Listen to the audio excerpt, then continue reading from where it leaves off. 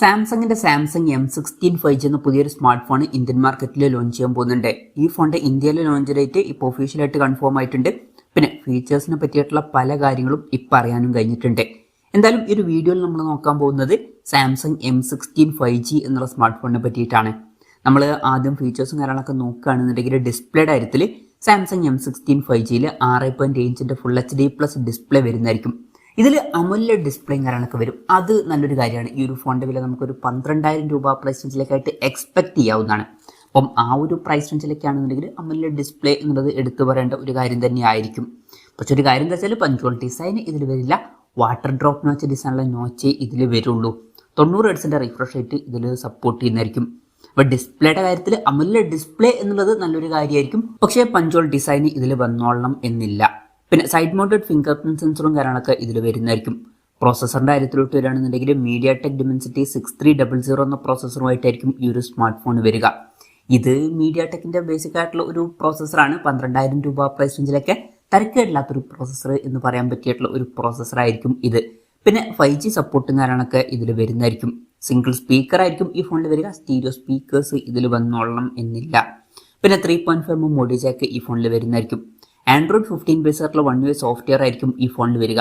പിന്നെ ഇപ്പം ഇറങ്ങുന്ന സാംസങ്ങിന്റെ ഫോണുകളിൽ പൊതുവെ കൂടുതൽ കാലത്തേക്കുള്ള സോഫ്റ്റ്വെയർ അപ്ഡേറ്റ്സ് ലഭിക്കാറുണ്ട്.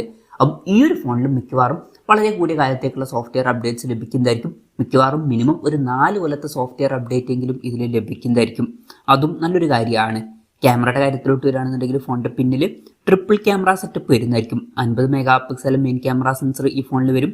പിന്നെ 5 mega pixel ultra wide angle ലെൻസും 2 മെഗാ പിക്സൽ ഒരു മാക്രോ ലെൻസും ഇതിൽ വരുന്നതായിരിക്കും.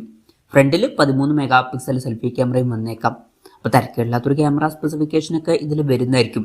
ബാറ്ററിയുടെ കാര്യത്തിലോട്ട് വരികയാണെന്നുണ്ടെങ്കിൽ 5000 mAh ബാറ്ററി വരുന്നതായിരിക്കും. 25 വാട്ടിന്റെ ഫാസ്റ്റ് ചാർജ് സപ്പോർട്ടൊക്കെ വരുന്നതായിരിക്കും. പക്ഷെ ഒരു കാര്യം എന്താ വെച്ചാൽ ഫോണിന്റെ ബോക്സിൽ ചാർജർ ഉണ്ടാവില്ല. ചാർജർ നമ്മൾ സെപ്പറേറ്റ് മേടിക്കേണ്ടി വരും. അപ്പോൾ കുറഞ്ഞ പ്രൈസ് റേഞ്ചിൽ വരുന്ന ഒരു ഫോണാണ് എന്നുണ്ടെങ്കിലും ചാർജറിന് നമ്മൾ സെപ്പറേറ്റ് പൈസ കാണേണ്ടി വരും. പിന്നെ ടൈപ്പ് C ചാർജിംഗ് പോർട്ടുമായിട്ടായിരിക്കും ഈ ഒരു സ്മാർട്ട് ഫോൺ വരിക.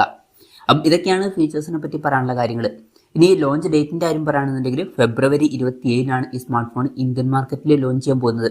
ലോഞ്ച് ഡേറ്റ് ഇപ്പോൾ ഒഫീഷ്യലായിട്ട് കൺഫേം ആയിട്ടുണ്ട്. പിന്നെ വിലയുടെ കാര്യം പറയുകയാണെന്നുണ്ടെങ്കിൽ നമ്മൾ പലപ്പോഴായിട്ട് പറഞ്ഞു നമ്മൾ എക്സ്പെക്ട് ചെയ്യുന്നത് ഒരു 12,000 രൂപ പ്രൈസ് റേഞ്ചിലായിട്ടാണ് എന്നുള്ള കാര്യം. ഇപ്പം F15 M15 എന്നീ ഫോണുകൾ പലപ്പോഴും 11,000 രൂപ പ്രൈസ് റേഞ്ചിലേക്കായിട്ട് നമുക്ക് ലഭിക്കുന്നുണ്ട്.